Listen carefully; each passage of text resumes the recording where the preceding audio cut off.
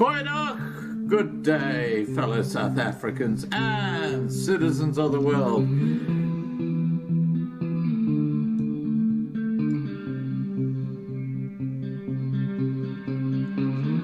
I've been looking around for salvation. I've been looking around for the truth. All around me I see frustration, and I looked all over till I found you. I sit and listen to your stories, and you're telling me, please don't worry. There's a lot in this world you should know, and love in life is where you should go. If you're looking for somewhere to go, if you're looking for someone to know, if you're looking for someone to guide you, then love in life will guide you.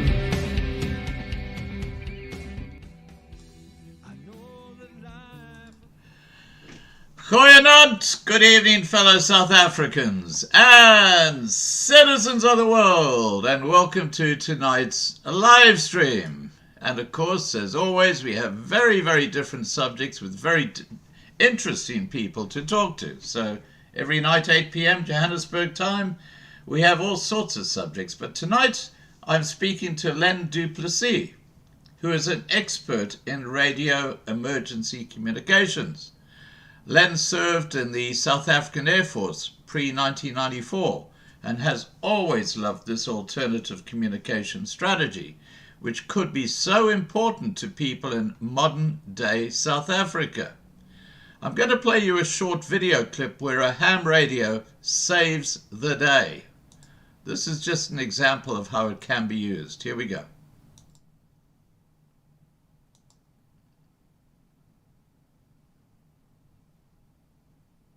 In southern New Jersey, I just happened to drive by this crash. There's absolutely no cell service. Oh, 1 second. Calling KD2 GIY. Go ahead for KD2 GIY. All right, do you have a license plate for that vehicle? Stand by. Yeah, I just need a license plate and a short description, just type of vehicle and color. State Police to Station Road. You're going to be just east of 347. So they should be there shortly, and I'll update the vehicle description and tag KD2 ZSA. You got it. I'll stay here. If anything changes, I'll get back on here with you. KD2 GIY. Okay, I'm going to have to jump off of here. I don't have a mobile radio in my police vehicle, and I have to go down to North Wildwood, but you have people coming to you. Okay, so I jumped on a repeater that obviously I have service with, and that's another pedestrian right there that stopped by. They have no way of calling services. So because I have APRS running, let's see if I could show it to you here. I got APRS running in the background showing my spot. I was able to go and tell the police officer that just happened to be listening. He's a ham listening to the frequency that I was calling and for help on that station. I told him to go to aprs.fi and see my location on the map because I was transmitting it. And this lady needs an ambulance, her airbag deployed, and she's got some problems. I just wanted to show for educational purposes that this is why, the ham radio operators, half of what we do is what we do. Yeah. On one side, we like making contacts and everybody's a 5'9", but on the other side, we like to help people. 7'3".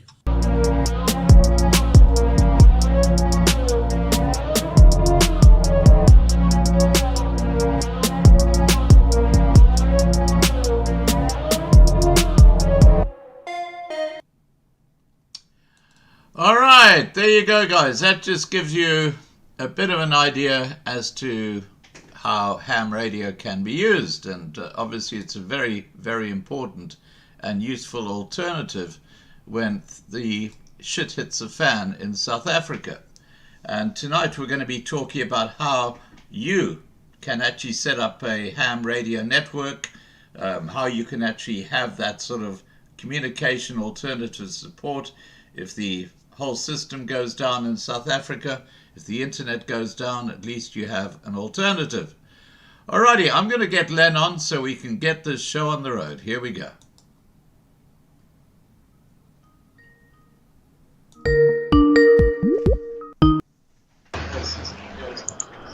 Hi, Len. Okay.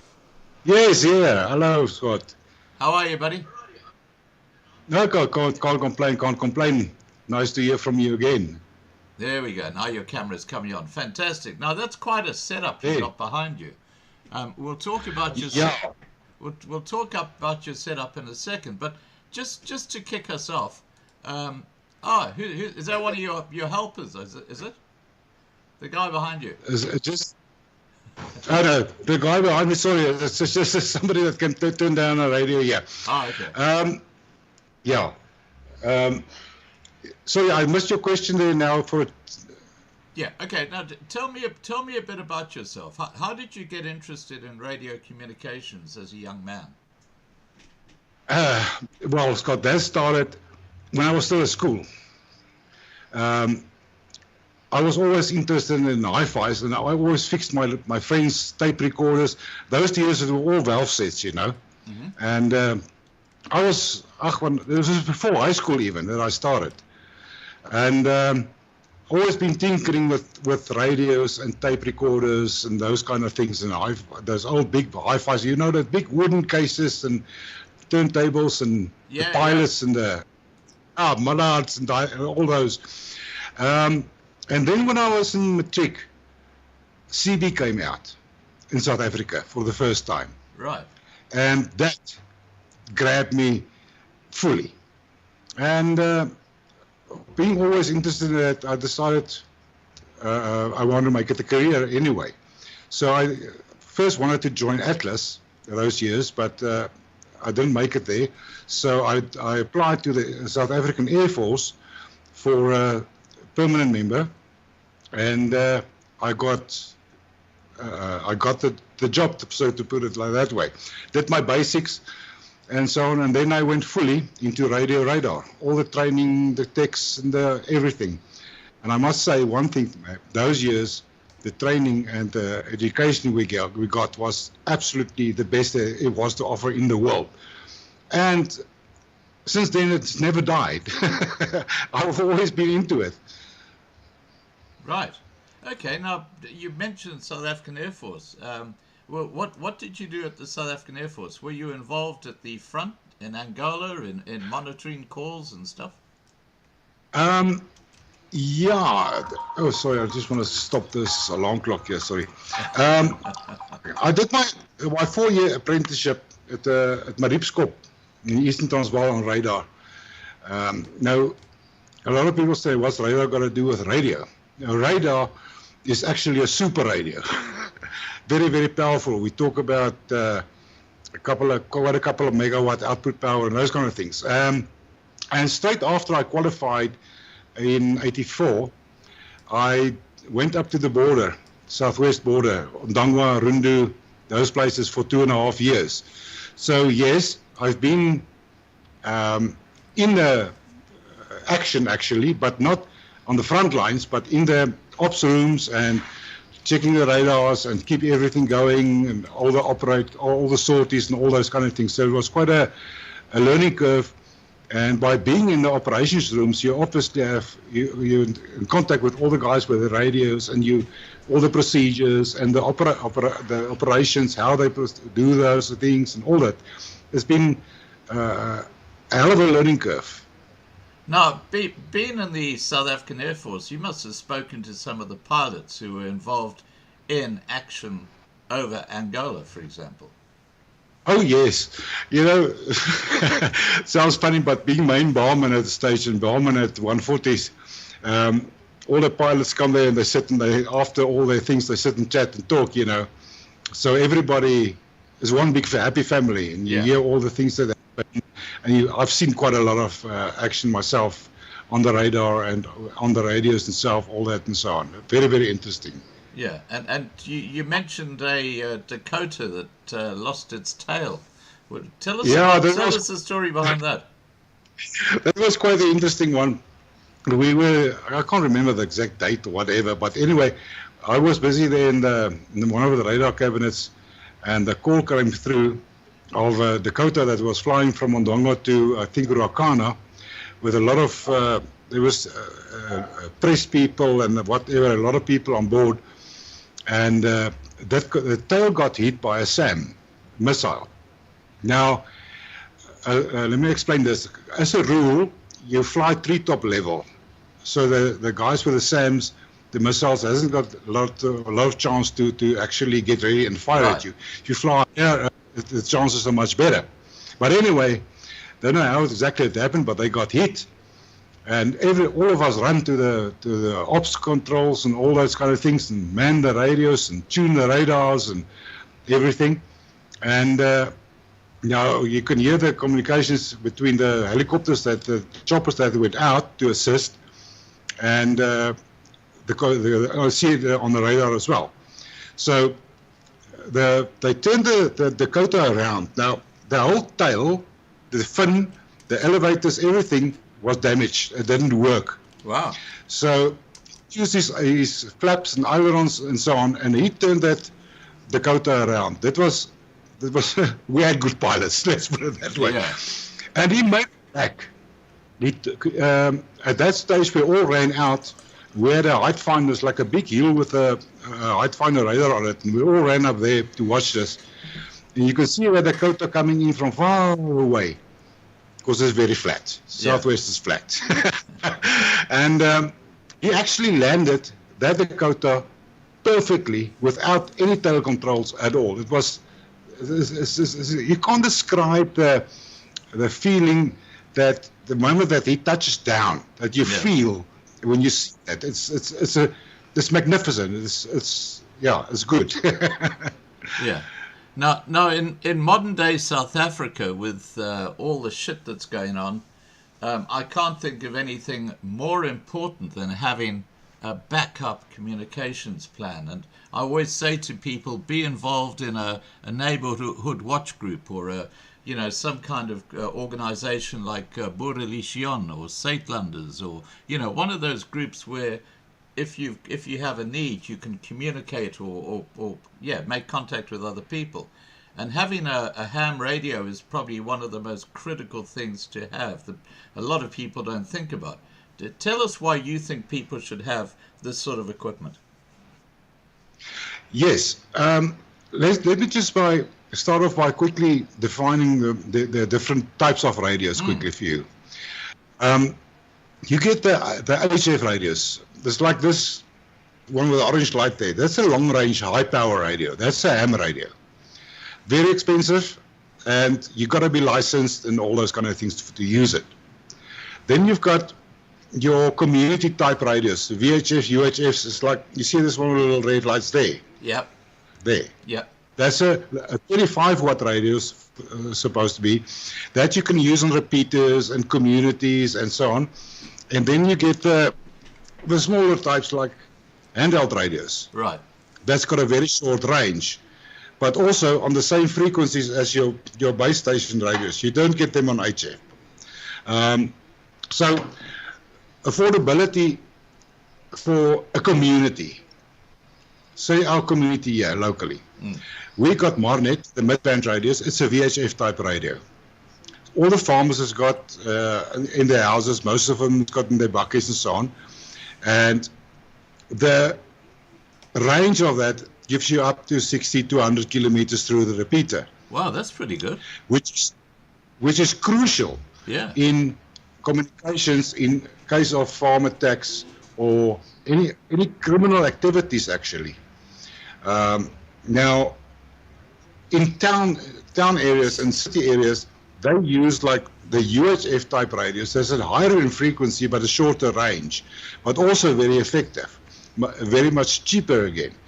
So, yes, a lot of communities has got radio setups already, whether it on whichever band it is. They've got that already. Now, there's no use in telling people, listen, you must go buy a ham radio now. That's going to cost you at least 14,000 or whatever, and then you must get licensed for it, because they already got systems. Now, what I'm doing is the interesting part. Me and some other radio amateurs that's licensed to have the bigger radios than the long-range radios form a network. Now, there's private frequencies licenses as well on the HF that we use. Now, as you must say, if I go too fast, I get carried away quite easily. No, go ahead. That's all good. Now, in our area, with our 50, 60, maybe 100 kilometers, we can't talk to guys outside our area, say for instance in Joburg or Cape Town or wherever, because those radios can't just do it. They just can't do it. It's not what they are built for. HF again is built for that. Now, what I'm doing and establishing now is in every town or area, we get at least one radio amateur or somebody with a private HF license, the radio, to set up a point, like a satellite type station, a remote station, can you put it that way? Yeah. Then the whole idea is now, we weave all these long-range radios together to a central control room here. Now, that satellite or remote station, what he does or she does, is they've also got their local community radio set up with them. Now, they receive, say, a message from the main control here, or from, say, from Cape Town via the main control or whatever, say, to Alice Russ. Just I use examples. So we give them that message. They relay that message on their own local systems. And if there's any news or anything, they collect the news and they transmit it again to the main control center. So it's like a big umbrella connecting all the small dots together again in one big system. You get the idea? So it's like a huge network that just... It's a huge network. Yeah. Yes. And for example, let's say there's a riot happening in a particular area, an alert can be sent out to everybody who's got these CB radios or the ham radios or whatever, saying, watch out because there's riots happening in this particular area.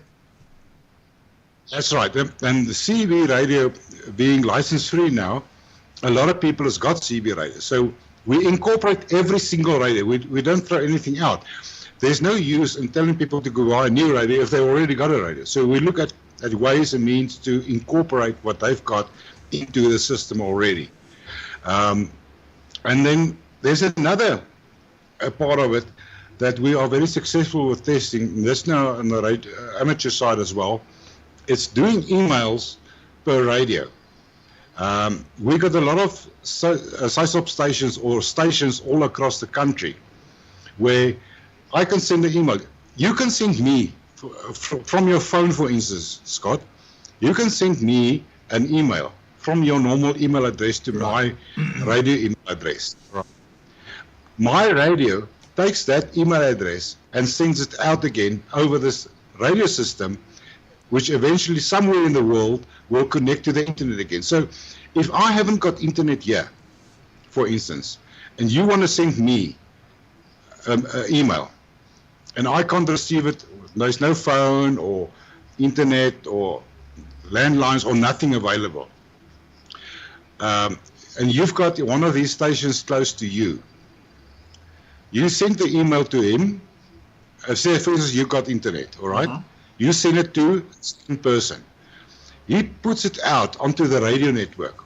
It goes all over the world, because we can talk all over the world. It relays from one radio to another eventually.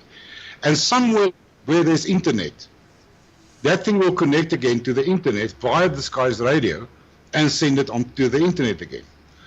My system here, with a laptop and things, is connected to the internet. So if I receive a radio email from somebody that hasn't got internet, I receive it on my radio here. My radio then connects to the internet and send it over the internet again. So it's quite a complicated system, but there's a lot of ways and means of doing all of this. Sending data, sending pictures.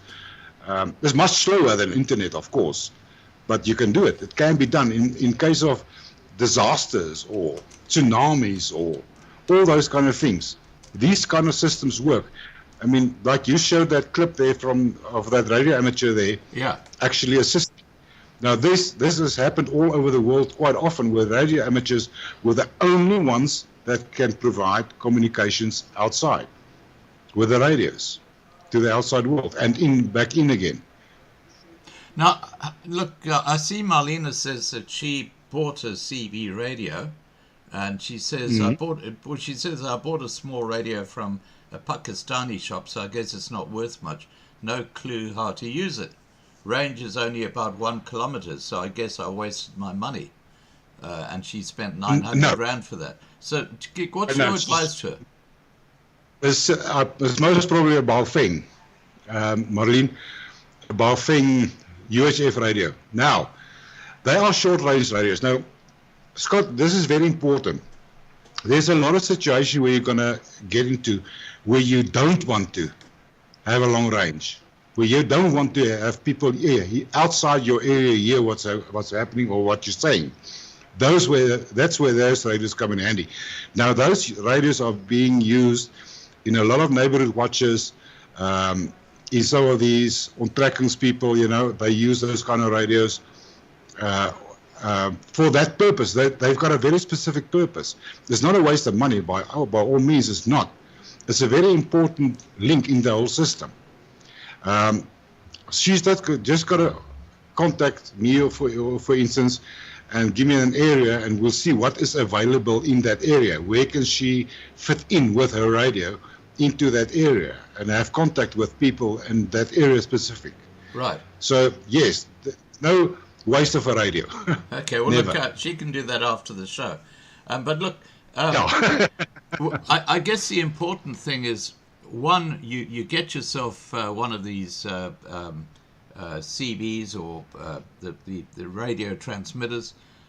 Two is you make sure you can get onto a local network, and that you get to know that network, so that people know that you're fair dinkum and you're not some guy who's trolling, or you're sort of not someone they want to deal with. And you basically form that relationship, so if the proverbial hits a fan, you can then get on your little radio, your CB, and you can put out an alert and say, hey, there are 3 guys trying to break into my house. And yes. How do they know where your house is? Is there some form of GPS or something like that? No, we don't work on those. Basically, some radios can do it, but that's the more expensive ones. Yeah. If you fit into a neighborhood watch, for instance, or in your neighborhood, you are part of a system. Obviously, those people that you're in contact with in this new area is going to know where you live.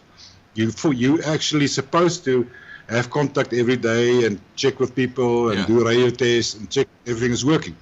You form a community where everybody starts looking after the neighbors and so that's how it works. I'll show you now in about past.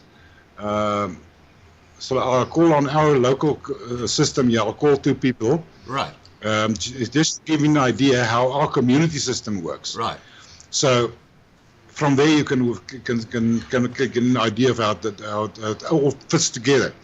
So now I was just mentioning one thing, the Marnet radios, the old Marnet system that the commandos and things used had a panic button function. Now, then all the new Marnet radios still got that. Now I've got a console here, I don't know how many stations are set up like that, but if they press that button, you can have a remote around your neck. If you're within your remote range from your radio, it triggers your radio, it sends a code, it makes a huge noise in the control room. Right. And they immediately know who sent a panic via radio. You don't have to have a cell phone signal, you don't have to have Wi-Fi, nothing. It works just radio to radio. Okay, so what you're saying is that these expensive little panic buttons that elderly people wear, you could actually use this as an alternative. You can, but again, anything that relies on a cell phone signal or a Wi-Fi signal is going to become useless at some stage. We all know that. We see it coming. Those panic buttons you talk about, they rely on, I think, on phone signals, SIM card signals or something like that, or Wi-Fi. Some of them connect to a Wi-Fi system, your local Wi-Fi system. So radio panic buttons are much superior? Yes, by all means. I don't know if you've seen the news on with all these fancy jamming devices they've got nowadays, Yes. military grade. Yes. Now there's another thing that's interesting that I must explain to you. The lower you go in frequency, the harder it is to jam a signal. Right. Now, like I explained to you, we've got signals in the HF band, is 0 to 30 megs. Then you got your VHF bands that goes up from 50 to about 200 and something megs. Then you got your UHF bands. That's the radio that I guess Marlene's got as UHF. And then you get into your Wi-Fi, your higher, your ultra high frequencies. Much higher than your radio frequencies. That's for your mobile all your phone. Wi-Fi, so mobile phones and so on. Yes. Yeah. Now those frequencies are very easy to jam. Very, very, very easy. Right. Coming down to UHF radios, like the small one like Marlene talked about, yes, you can jam that, not too difficult. But now you come down into the upper VHF frequencies that a lot of people use is 140, 150, 160 megahertz. They can be jammed, but it's much more difficult. You need much bigger equipment to do that. Now you come to the Marnet and below. Then it's basically, I won't say impossible, but they can't carry around that kind of stuff. You need a truck to jam those frequencies. It's a lot of equipment and big and a lot of power. Is the Marnet one that you use for these little panic buttons on the radio communication? Yes, the Marnet is the one. Since the commando system, we still use it. A lot of people scrapped it and said now, but it's obsolete and that. But at the moment, we can't keep up. Everybody goes back to it. A lot of people goes back to it. Yeah. Because of all the functionality, because of the range, and because it's difficult to jam. And interesting, Scott, the Marnet system, or NearNet as they call it now actually, is the only frequency supplied by ICASA that's got national channels, 2 to 8. So channel 2 on Marnet, the whole country is the same. So if I'm in Messina and I get in trouble, I go on to channel 2 and I can call, most likely somebody will hear me. Same thing in Cape Town, whatever. Yeah. So they have the national civil defense, it's called civil defense frequencies. Right. Now, look, I see it's getting very close to 8:30. Do you want to contact those farmers and let's have a bit of a chat? Your phone out here. I hope you can hear them. Okay, let's see. Okay. Ons gaat 3-4, ons gaat 3-4, ons gaat 3-5.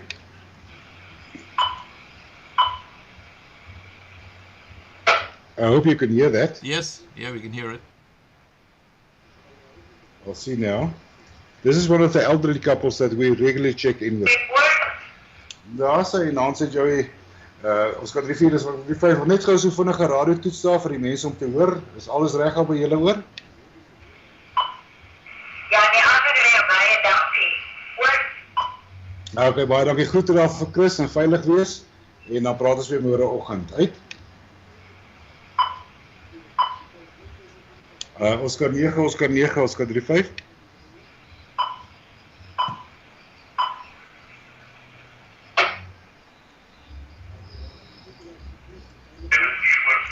Daar sê Nancy, ek wil alles reg al by julle hoor.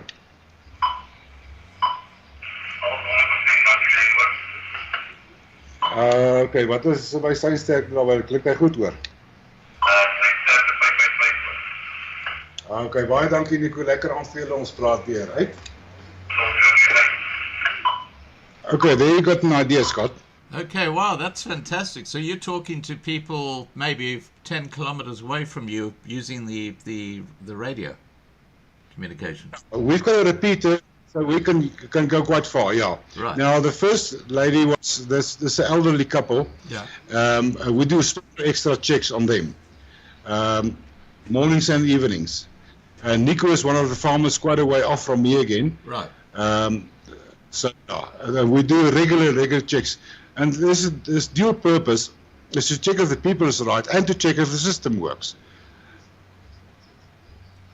Okay, fantastic. Now, can you give some guidelines for the perfect system for, let's say, a family who live in a suburb in, let's say, Johannesburg, or someone who's on a small holding, or someone who's in a remote farm? Just let's look at the three different ones.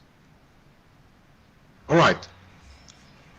In all three cases, if you've got a radio, now again, the area where you're in is going to determine what kind of radio you're going to have. On a farm, you're going to have a bigger radio like the ones we got here. In town, you can have the same kind of radio or the small handhelds. And what's the other one you said? Someone in like on acreage, just outside a town or a city. Also the bigger type. Yeah, the bigger type, the 25 watt type radius, like the one I used. Right. Now, the first thing, and a lot of people don't realize this, is it's very important to have the right antennas for your radios. The wrong antenna reduces your range and actually damages your radio quickly. There's not the longer the antenna, the better the radio works. It doesn't work like that with two-way radio. So, okay. Firstly, you've got to have, if you've got a radio, you've got to make sure you've got to be able to charge it or have a backup power supply for the bigger radios, like a 12-volt power supply, a 12-volt car battery that can be charged with a 12-volt solar cell. So you've got to have a way of always keeping your radio on by charging a type of battery. Smaller hand radios, small solar charger or something like that. Bigger radios, a 12-volt battery, and so on. Always, always, always. Then your antennas. If you've got a radio in your house, it's a good practice to put it into a case that you can actually grab and move it with you, and not install it in such a way that you can't take the radio with you. And then you have an antenna on your mobile vehicle, on your vehicle. Either a magnetic mount or a permanent antenna for your radio, even for the handheld radios. To use an external antenna gives you a lot more range on those small little handheld radios. Right. So, backup power, a way of charging, a way of taking your radio with you whenever you can, and have an antenna available wherever and wherever you go. Try and have an antenna that you can move with you, and keep your radio in such a way installed in your house so that you can just grab it and take it with you. You're going to need it. If that is the case, if some people has got radios in their vehicles and in their houses, so then you actually sort it. But if you haven't got a radio installed in your vehicle, try and take your radio with you, or get a handheld radio on that frequency at least to put in your bag to run. Right. Now, look, if we look at gated estates, There are hundreds of them around Yes. South Africa. I'm pretty sure that there would be in every gated estate a group of people who use these sort of radios to communicate just in case something happens. Yes, that's a small hand radios like I talked about, Yes. like Paulina's got. Yes. Now that you always got to have with you. It's no use, and a lot of people do that. They put the radio there on a shelf in the house and there it lies. Sometimes batteries go flat, they don't charge it. They go out and they go do shopping, but they don't take the radio with. It's small. Put it in your handbag. Keep it with you. Somebody might just hear you if you have problems. If you get to your state and you get problems at the gate and your radio is lying in your house, what's that going to help you? Yeah. Keep it with you. Always. Like your cell phone. Keep it with you. And keep it handy. Keep it fully charged. Keep it ready. Now let's take we'll use Marlena as the guinea pig here. Okay, so she's never she's never ever used her phone before. She's got this phone. How does she hook into the local network? Does she just turn it on and say, "Hello, is anybody out there?" No. That's why I say she's got to contact me or somebody else in the area that's got a network or she knows of. Yeah. And then you got to find out who controls the network. And then you got to speak to the right people in that network that controls it and ask them, listen, I've got now my radio. I'm part of this community. I want to go in. So they most likely going to give you a call sign and all those kind of things and a schedule of calls and all those kind of things. Yeah. So you have to speak to your local community as well. Excuse me. Another thing is we have the national system here in Northern Cape. So a lot of people ask me for a frequency if they have to move to the Northern Cape where they can get all of us. So I do supply a frequency to those who ask and who want to have it if they have to move past here or through here. Now obviously I monitor all the bands of radios here, everything. From CB, so if a truck comes past and he's got a CB in on the normal calling channels, I can hear them. UHF, little hand radios, has got open channels. I think it's 16 license-free channels. But that's low power, free channels. 1 to 16, I think. Now I monitor 1 year.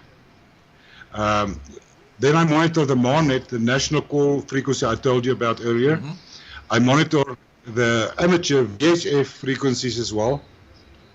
And then on HF, yeah, it's like craziness here, but we monitor everything. Everybody that moves on the N12 past this area can actually call in and I'll hear them. Right. Now, are there any obstacles or hurdles facing these systems you're talking about? Yeah, lots. Just on the propagation side of radio, is the area you're in. Is it mountains? Is it flat? Is it trees? All those kind of things. It's got a huge effect that's got to be overcome. And that again determines what kind of radios. And then there's the problems of power, all this load shedding, to keep radios charged, to keep them fully functional. A lot of people on the farms, for instance, I know, they lose their antennas with trees. So there's a lot of things that you've got to overcome, and your area determines what is your area's problems and hurdles. How are you going to compensate for whatever the problem in your area might be? Noise, for instance, radio noise is one big problem that a lot of people don't talk about or don't realize. But inverters, chargers, Wi-Fi, a lot of things interfere with your radio's reception. That's all things you got to figure out and find a way around them. It's not always that easy, but people's got to, how can I put it, do some research to find out what's the obstacles in their area for their specific needs, and then speak to experts and say, listen, I'm in a very highly built up area with high buildings. How can I then overcome the problem that I'm going to have with big buildings. Right. And then we can work from, there's a road around things like that. Okay. So, the basic radio plan, just tell us what are the elements you need to actually hook yourselves up into a network. We know there's a CB radio or the basic radio that Marlena's got, but what else do they need to actually participate? Yeah. Okay. How can I put this? So let's say I was used to use Marlene again. Yeah. Let's say she fits into a small community where she is that's got some radios. That's all right for their local little group to do things. But what happens now? If they got to move away or there's a problem that they can't stick together in that specific area. Now, the whole thing now, the basic plan comes into play here, is where we have all these stations put out across the country. Now, all these little groupings, we try to get a hold of and make them have a contact point with either a radio amateur or somebody in their group that has a long-range HF radio. Of course, now a little group flees out of town and they sit on a farm somewhere. But their radio system is on their frequencies, on their group. So they got no outside communications and no range to do that either. But now, being part of the national system, they can contact the next group or via the long-range radios directly and get info from all over the country. If they need assistance or doctors or whatever, the whole system we've got now together is if they say they're outside Delmas on a farm there and there, but they need a doctor urgently, we should most probably know where a doctor is close by, and we have the radio communication facilities to contact groups or others where such help can be summoned from. So it's more complicated than I explain now, but it's all possible, but we have to work all in one umbrella thing together, not little separate groups that the one hates the other one and all those. Len, if I can use this analogy, what you're saying is that if you take an airplane, you got one pilot and you got all the passengers. So the passengers are like people like Marlena who just has the device, and then the pilot is the guy who's got the nous or the knowledge to go and actually communicate with the wider network. But those passengers, everybody else doesn't have to do that. They just need to be connected to the pilot. Yes, one or two pilots. Co-pilot preferably as well, if the other one gets something. Yeah, but you got the right idea, yes. Okay, so you use one point, and this, again, like I said in the beginning, that's to prevent everybody from going to buy new radios or expensive radios or things. Yeah, well, that makes sense. Okay, so... And utilize what's already. Okay, now when we talk about this radio network, what is in place at this point when it comes to South Africa? How sophisticated is it? Quite.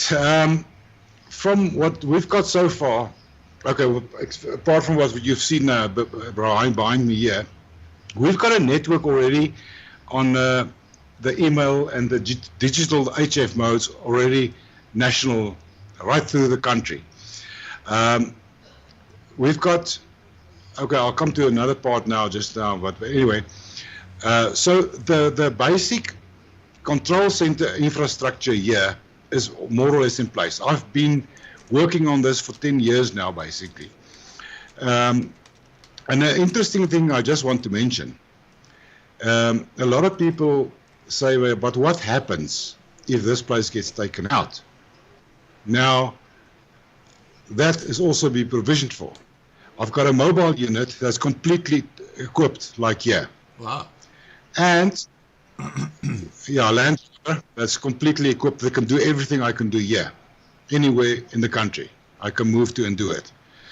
And then we've got another system available. Now we're busy looking at a very good hideout place that's going to be not visible from the air, nothing. That we've got the equipment ready for that too. To have a second base, should we move and go underground, to speak, so to speak. Not physically really, but we've got the problem as well, I must mention, that you can be traced. Most signals can be traced. Your position can be traced. And in real SHTF situations, that's going to happen. They're going to take out try to take out rather, all the communication systems that connect the people together that can become a threat to law enforcement in such a, or how can I put it, what they call it, martial law situations and so on. Right. We take people's freedom of speech away and take it and stop them from communicating. Because you can imagine a tactical situation where you got a couple of strong groups that can actually do a lot of things. But if you keep communications out of it, they can't communicate. They don't know about each other, and they can't coordinate or anything. And that's a scenario we want to try and prevent as well. Right. Okay. Now, Margie Johnson said, if the handheld radio is stolen, everyone in your area has to change to another frequency. Unfortunately, that's a problem. It's not a good thing to have it stolen. Yeah. So you got to kind of protect it, yes. And Marlena says problem with radio and handbag is that robbers grab your handbag first. So it's chicken and the egg, isn't it? Yeah, Marlena. Yeah. There's a problem. I'll read through all the comments and things later on. Yeah, you got to safeguard it. It's like carrying a gun. You got to take extra care so it doesn't get stolen. Yeah. And I would say it's just important as well. Yeah.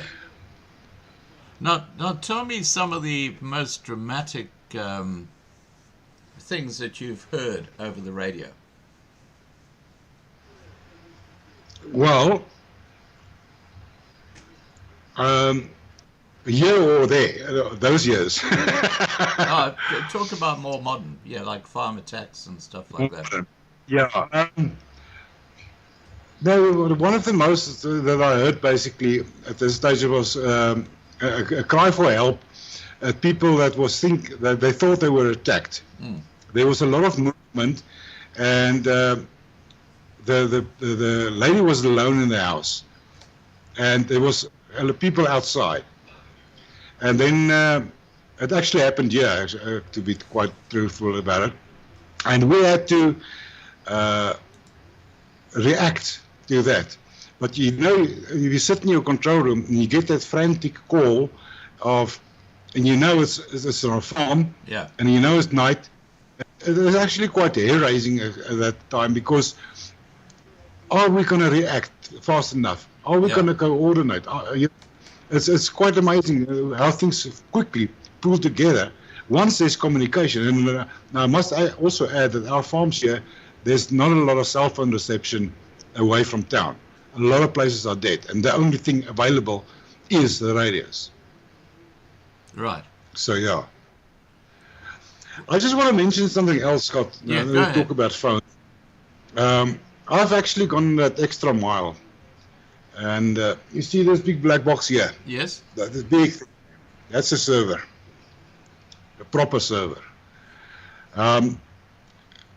We've got a network here. Our internet supply around here, I'm not going to mention names and so on now, is actually quite good. We've got a huge area that's covered with Wi-Fi. Farms, towns, everywhere. Now, on this server, I've got a web page, but I've actually put an app, a phone app similar to WhatsApp or Telegram, onto that server. Now, in this area, even if cell phones fail, internet fails, or anything else fails that you've got no comms, everybody in our bigger area in the Northern Cape here that's onto this ISP's network will be able to use that app and communicate as normal, voice notes, Wow. all that, through this server. Now, all the towers that we've got, it's all air fiber, as we call it. The optic fibers is quite far away in other towns. So the whole area is linked with air fiber from town to town, farms to town, and so on. So that's a huge Wi-Fi network that's not, going to put it on its own. Yeah. And it's on private ground. So the chances of it stop working is much is slim. Yeah. It's not as great as, you can switch the internet off, all right, completely. But in this area, for instance, this whole server will work. Now, at the moment, for freedom of speech, I've got a lot of people all over the country. While Wi-Fi and cell phones and things work, you can, well, if I put the app on your phone, Scott, Yeah. you'll be able, out of Australia, to work through my server and talk to me on my app. So that's an addition we add. And an interesting thing that I also want to mention is when I have to move out and be mobile, I put this app, there's a server in the Land Rover. On the Land Rover, I've got a little mast with little dishes and everything. And everywhere I stop in the veld, wherever we've got towers around this whole big area, Yeah. I just aim my little dish to that tower and put the server on, and it works again. Wow. So there's a lot more than meets the eye about the system. Yeah. No, that's fantastic. Now, I've got a question here from L, who says, what is your SARL call sign? Zulu Sierra 3 Lima Echo November. Z is 3 LEN. My name. Zulu Sierra 3 Lima Echo November. Okay, got it. All right. Now, what do you still have to do to basically get the perfect alternative communication network in South Africa? There's quite a couple of things that's still outstanding, and that's we've got to. I've got to travel around a lot, from town to town to town to town to help the people set up the long-range links. If you know what I mean, the HF links to the main system, and then also help them to set up the digital part. In other words, let me explain to you. You see this little white box here? Yeah. Yeah. Now, that is an interface that connects your laptop to your HF radio to be able to send emails and pictures and files and everything via radio. So I got to build quite a lot of those and then supply them and go fit them to the people's radios and so on. So it can work mobile, anything like that. Yeah. And then also to establish it, at the main control center here, we needed quite a couple of things, some extra antennas, and I'm a pensioner, by the way. I look after my mom as well that's got Alzheimer's, so money is not freely available. All this came out of my own pocket so far, basically. Yeah. So yeah, there's a lot of that still need to be done, especially the traveling part to go and set up and test the systems with people that hasn't got that kind of experience yet to utilize all those functions. Now do you The main control center is yeah, go ahead. quite being finished, yeah. Yeah. Now do you communicate at all with groups like Saatlanders who obviously would love a system like this? I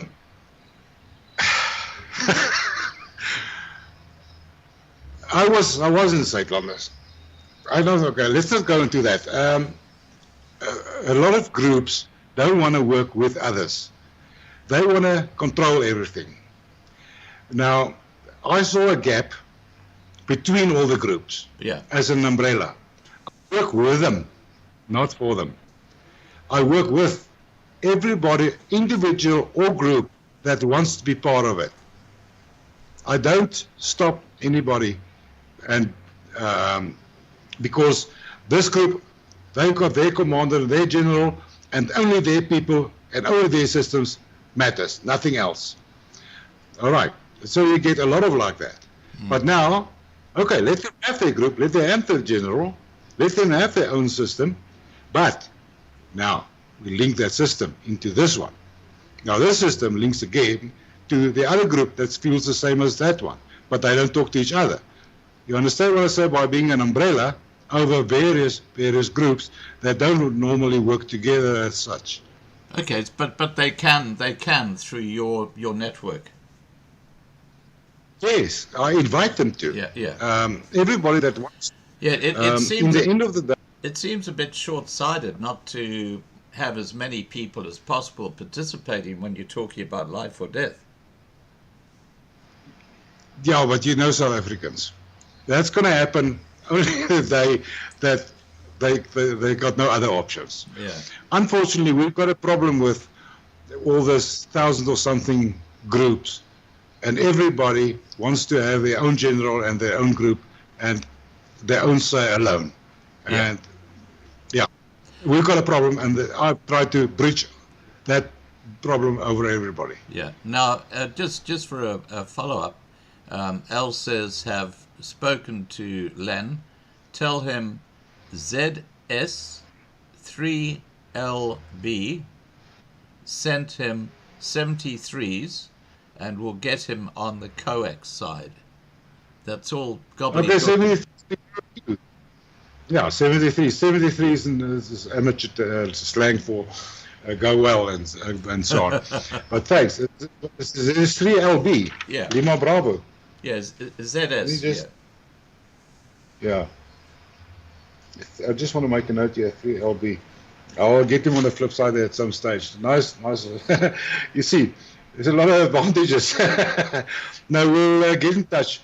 I think after this we might get a much wider umbrella. Yeah, I hope let's so, for instance.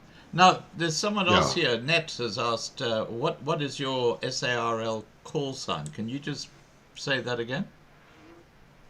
Zulu Sierra 3 Lima Echo November. Z is 3 LEN. So ZS3 Len. Okay. And, Yeah, and yeah. this guy Net is ZS3E. No, you see the ZS3s are all Northern Cape. There you go. Yeah.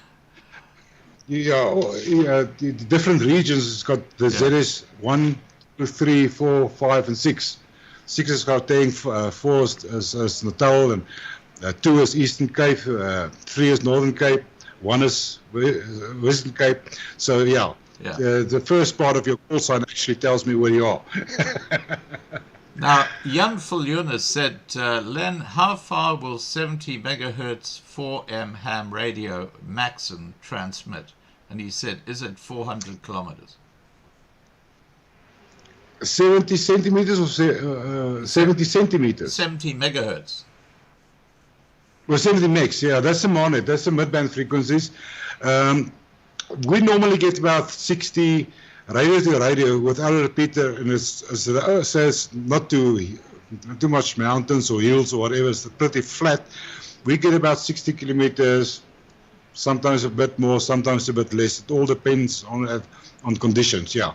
But 50 to 60 kilometers from radio to radio, if you've got a good antenna, by the way. Yeah. Now, Mobile, with a mobile to a base, I've got about 60 k's at one time as well, near the R. Yes. right. Okay. Now, you mentioned a website. Is that on the internet? Yes, it's only when the server is on at this stage between 8 and 8 and 5 in the afternoons. We're trying to raise funds still to get extra battery backup to get the server fully running 24 hours. But Right. during the day, it's on Now, already. It's in if, test phases as such. if people want to contact you in a more conventional way, like by email or through WhatsApp, what's the best way they can contact you? They can contact me. Okay, I'm gonna give the email address. So maybe somebody can just put it on the group, on the comments there. Yeah. It's a Lenny Dup, Lennie, Lenny, all small letters, eh? Lennie, Delta Uniform Papa, Lenny Dup, @gmail.com. It's my name and my surname, basically. Lenny Dup @gmail.com. Okay, let me just repeat that. Lennie D, is it A or P? DUP. DUP. Delta Uniform Papa. Yeah, Okay. DUP. Okay, so it's lennydup@gmail.com. Yeah, it's easy as that. Okay, look, And I'll put that in the description below this video so people can email you if they can't. And just give me your SARL call sign again, and I'll put that in underneath as well. Okay, ZS Zulu Sierra 3 Yeah. Lima Echo November. ZS3 LEN.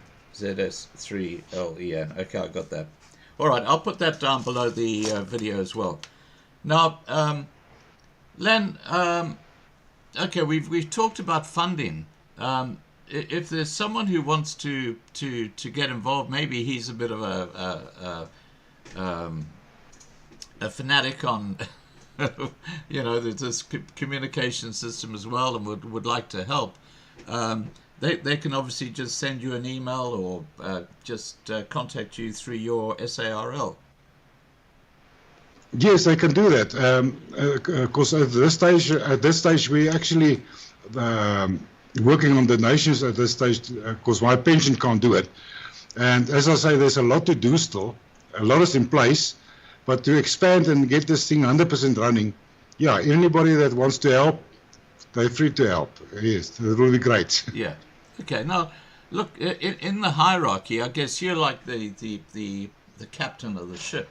Have you got like lieutenants in different parts of South Africa that in your network who've got like their own little network in their area? That's what. We've got a couple of small ones at this stage. There's a couple. I don't want to mention names at this stage because a lot of people don't want to be mentioned and so on. But there's going to be a lot more as soon as we can roll out this thing and got the finances to roll it out fully. Yeah. Which I hope to do it in the next 2 months completely, together with the server, the phone app, everything together, and do some traveling. That's going to be quite an expensive trip, is to do traveling again and go to see the people and install all the equipment and so on. But yes, there is, at this stage, unfortunately I can't mention them. They don't want me to mention them. But yes, we're working and it's growing by the day. Yeah. Now, are there any areas of South Africa where there's a hole where that the radio network isn't effective? Yes. No, I won't say it's not effective. The hole we've got is basically there in Natal and so on, because of the layout of the place, the big mountains, and there's not a lot of people that's actually got radios there. Okay. So that's a bit of a problematic area for us, but there are people there that's interested. But I'll get them. We'll build out towards that and involve the people more. As the system grows, it's easier to involve people that's in those dead areas, if I can put it that way. Yeah. Well, I know outside Durban, for example, you've got the Valley of 1,000 Hills, so it's a very hilly area.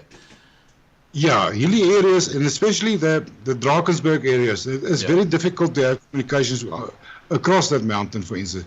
There are ways, means, yes, by HF radio. HF uses the ionosphere to bounce, where others use a wave that travels horizontally on the Earth. Again, types of radios and so on. You can work out the problems. That's one of the obstacles I mentioned, is the mountains and things. Yeah. We've got some problems in the Eastern Transvaal as well. So I use the old names. I don't know. It's funny names. Yeah. with the same thing with the problems with the mountains there, but a lot of those problems have been solved already. They managed to have repeaters and things out, yeah. And we've got good comms, good communications to Namibia. I do regular tests with Rospina in the south, and there are guys now that's coming on up further north. So we've got quite a wide coverage and everything in between, of course. Yeah. Now, let's say I'm an organization like Boere Legion. Are you happy for them to just participate using your network as a backbone for their communication? Yeah, it won't be, yeah, it's not a backbone as such. It forms part of a national system. They're like a piece of a puzzle that fits into the system. Although they're a piece of their own, they stay a piece on their own as well. They fit into a bigger picture. Right. And I've got no problem with that. So what you're saying is an organization could have its own little area that only its people use, but they use your network to actually communicate. Yeah, to make the system a broader system, yeah, and to incorporate it and into it people that they won't have normally have contact with, and vice versa. Well, surely you could charge. Neighbors together. Surely you could charge for that service for organizations. I've tried that, but let's put it that way, it was a bad experience. People immediately just turn their backs on you and walk away. Said no. Even if it's an organization? Yes, they don't want to. Wow. So they expect everything for free. Yeah, that's a big problem we've got in this country. Everybody wants everything, and they don't want to pay for it. Well, when you think that's where we sit. When you think it's life and death, that's crazy. But anyway, all right, Len. Look. But when the top hits, then they pay. But in the meantime, they expect everything to be built up around them. Yeah. They just want to fall in and use it already. Yeah, yeah. All right. Well, look, we've got your SARL, and we've got your email address. Now, is there anything you'd like to say? I'm just going to wrap up this live stream. We've been going for about an hour. Okay. Is there anything you'd like to say to people, just like a comment about how important the system you have is? I mean, look, to me, it's a no-brainer if you live in South Africa. If you don't have an active radio communication network and you're not part of it, then you're quite honestly an idiot. Because, you know, if you're caught in a situation at home where people are breaking in and the neighbors don't know because you can't actually get on a radio and say, hey, help, help, help, you know, it's not rocket science, is it? No, it's not. What I would like to say is, sorry, I just want a small little thing I want to add. Yeah, go ahead. Is we work on a system where we actually, on your normal FM radio, you know, your FM, you listen RSG or whatever you listen to actually use that as well, send low power signals in towns or areas out via the control center, so people can actually pick it up on their car radios. So, yeah, but that's another thing. But yeah, that's also being worked on now. Right. What I want to say is it's time that everybody starts working together, and let's build up something that everybody can utilize. Even if you're your own little group, but buy into this national system and be part of it. Stay your own, keep your own identity. There's no problem. But just when the popo hits, let's be one big communication system like everybody can benefit from. Right. Okay, fantastic.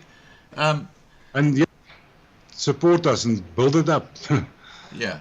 Yeah, look, as I say, I'll put your SARL link and your email address below the video, so that people can contact you direct if they want to get advice or if they'd like to put some money into your operation, all those sort of things. Yeah, as I say, advice that we give for free. Yeah. All righty. Important is a very, very important thing. Yeah. Okay, Len, thank you so much, and have a great evening. And I'm sure Marlena will be sending you an email saying, "How do I get my phone working? Oh, how do I get my radio working?" Yeah, I'll help you with that. I'll help you with that. That's no problem at all. But thank you very much for having me, Scott. It was actually nice talking to you, strange for a change, and not listening only. Well, thank you for following Loving Life TV. Yeah, we've been Pleasure. around a fair while, that's for sure. Yeah, you had quite a bumpy road a while ago, but I followed that, and I'm just glad you made it through that as well. Yeah, look, it's funny. I always say this is my mission, and you know that you're doing the right thing when you have challenges, because it's like, anything in life. You've just got to keep bouncing back, and the beauty about having adversity is that you learn how to deal with it. So next time it comes around, it's easy to fix. You don't fall into the traps, and that's Exactly. I've been through that myself, yes. and that's why people who are hesitating about getting onto this radio network really should think again, because you can't suddenly get on a radio network when the shit's hitting the fan. You've got to be prepared. You've got to have it. You've got to understand what you're doing, because without that knowledge, when the shit hits the fan and all of a sudden you need to get a radio communication system as an alternative to the internet and so on, it's a bit late. You've got a lot to learn. So now's the time to do it. It's true. You can't wait till it's too late. You've got to be prepared. Yeah. Exactly. Yeah. All right, Len, thank you. And have a great evening. Thank you very much. Okay. You too. Thanks for contacting me. Thanks. Okay. Goodbye. Take care, buddy. Bye. All right, guys, that was Len du Plessis, and what a nice guy. I mean, very, very down to earth, and certainly knows his stuff. And I've got the perfect theme song for us tonight, and it's actually involving ham radios, or these little handheld radios, and it's called Ek en Jy Moet Saam Staan by Dani van der Westhuizen. But before I put it on, don't forget, right up until Saturday night, we got live streams till 8 p.m. starting at 8 p.m. Johannesburg time. And the one on Saturday night, I'm talking to Ismail Yusuf, and we're going to be talking about what's going on in Gaza Strip and Israel. And it's going to be a very interesting discussion. We're actually trying to get a member of the ADL, which is the Anti-Defamation League, to join us, and a couple of other people to join us to give their perspectives on what's going on. But, I guess they wouldn't be as interested as other people are to participate. All right, guys, thanks to the mods for looking after the side chat and keeping it nice and clean. And here comes the final song for the evening, and that is Ek en Jy Moet Saam Staan. Take care, everybody. See you tomorrow night, 8 p.m. Johannesburg time, or I'll see you through the window. Bye for now.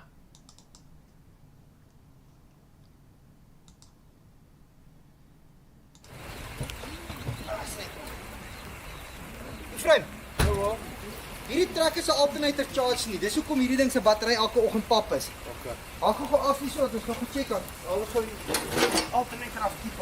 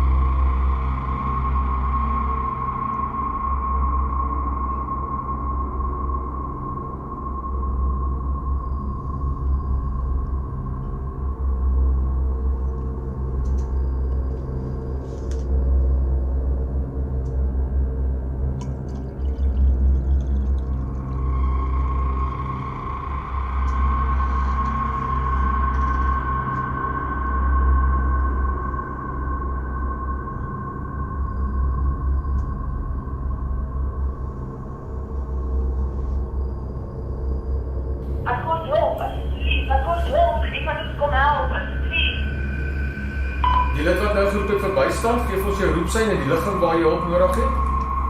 Dis blok 113, hulle het gebouw van het volgende wat af. Hulle het om asseblief. Goed, plot 113, dit is Skoothout, ons het hom hier so op die stelsel. Is hulle gewapen die mense? Jy is 'n bietjie meer inligting, lede wat kan reageer asseblief, ons het kode rooi. So gaan ons op.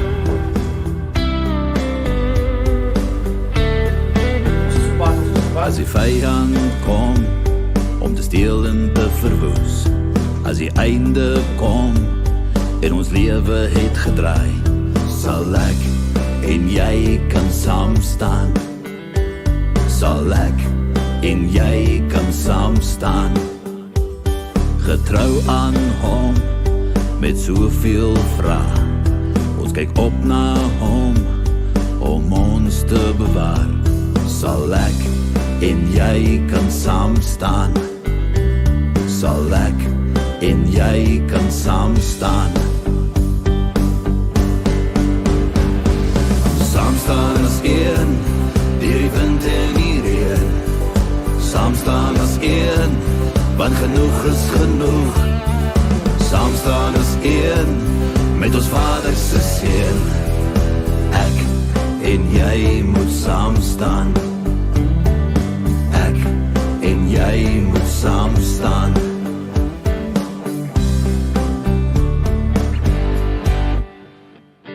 Ons almal sê, genoeg is genoeg.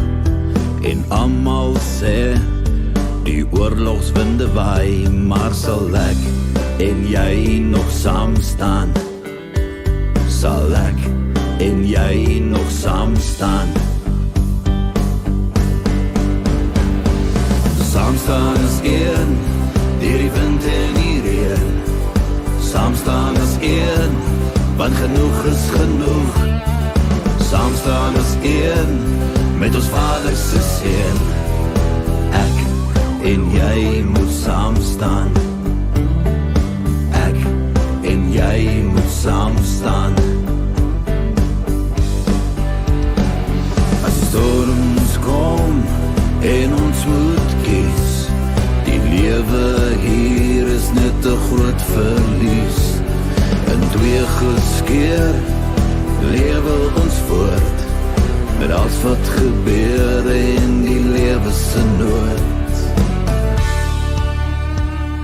Saam staan as een, deur die wind en die reën. Saam staan as een, want genoeg is genoeg. Saam staan as een, met ons Vader se seën. Ek en jy moet saam staan.